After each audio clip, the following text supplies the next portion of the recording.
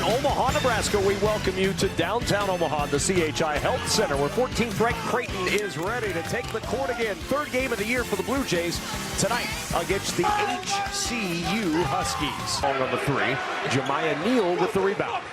We saw that double team, though, come, Kevin, on Kalkbrenner. So clearly trying to get the ball out of Kalkbrenner's hands and force the Jays to knock down these open jumpers. Isaacs, patient, off the shot fake. This time the 3 will fall. One of the hard things, kind of grind it out, win 60 to 55 kind of a coach, and he has really evolved in terms of his style and really establishing a notable identity in terms of pace and threes, and it's really served Creighton. That one rattles off. You hear the shot clock going in the background. That's what they want. No question about it. Ashworth will try the 3 around the Kalkbrenner screen, and that'll rattle home. Ashworth. Looking inside, Kalkbrenner. Good position, and his first 2. Time change waiting at the scorer's table. All 5 players are leaving on the next dead ball, but Kalkbrenner trying to take advantage with a quick 2 on the other. Basil, rebounded by Ashworth. Looking up, doesn't have numbers yet. So he'll try the 3. And Ashworth sinks his second. And the Blue Jays will head to the bench with a 6-point advantage and a timeout for HCU. You want to play. HCU with that pace hasn't scored, though, in over 6 minutes now.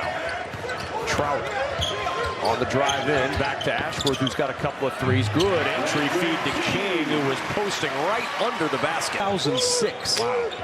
Well, Kalkbrenner's been off to such a historic great start that it's taken away a little bit of the shine of the unbelievable start that Stephen Ashworth's had. Here's King going to work inside.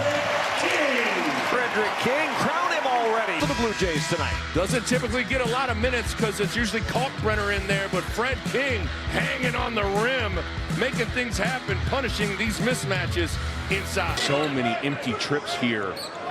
All things considered, for it to be a 10-point game this late in the first half, you're right there if you're the Huskies. Entry to Kalkbrenner on the right block, and there's 2 more. He's got 6. High arcing shot over Kalkbrenner, and he changed it again. He's not going to get blocked for that.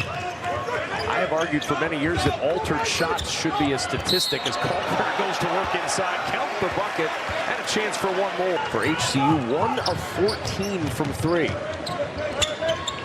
Ashworth wanted an angle to get it to Kalkbrenner, to lob it down to him, the touch back to Ashworth, and the re-entry.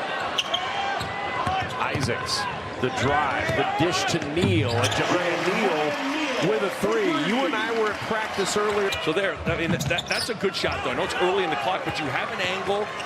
Go in there and be aggressive. Look at Jemiah Neal being aggressive with the 2-hand flush.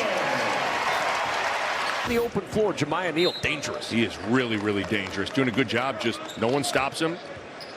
Goes right up, rocks the rim. They needed to get into the paint, run the floor.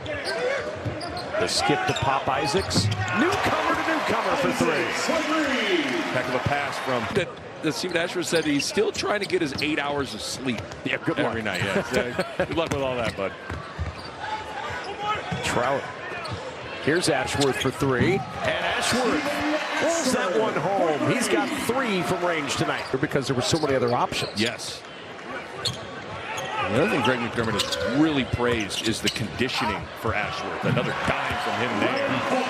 And he really praised that he is in. There are some pretty elite individual defenders here in Omaha.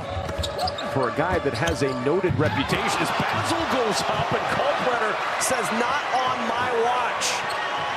Defending the rim and scoring at the rim. First, the block on the dunk attempt from Basil, and then on the other end, talk about deep post position and size from a muscle standpoint, weight standpoint. Other than that, he is offensively, from a skill standpoint, is ready. From Ashworth to King, and Frederick King continuing his solid. Greg McDermott that had to retool the roster from a Valley roster to a Big East roster, and he's done an amazing job. This has been the golden era of Creighton basketball. Strong, McAndrew with the rebound for the Blue Jays. Drive to the rim, and Sterling Knox with 2. Rest, which certainly is a positive thing to take away if you're Craig Doty. Thomas looking to find some space. Drops it off to King and another two-handed flush. He's got double figures with 10. Off the miss, the rebound for Knox. He'll push it up the floor. End-to-end, Knox to the rim for 2. Hey, he's strong. He's not a great perimeter. 35 seconds to go. Knox will turn the corner using the window, and Knox with 6 tonight. He'll dribble this one out. Sterling Knox will dribble it out. 78-43, a 35-point win for the Creighton Blue Jays, and Greg McDermott, the winningest coach in the history of Creighton basketball. Congratulations to Greg McDermott, as history is made in Omaha, Nebraska. And Coach McDermott stands alone atop the win list among all those who have coached at Creighton. We'll be back with more from Omaha in just a moment. Creighton 78, HCU 43. More in a bit.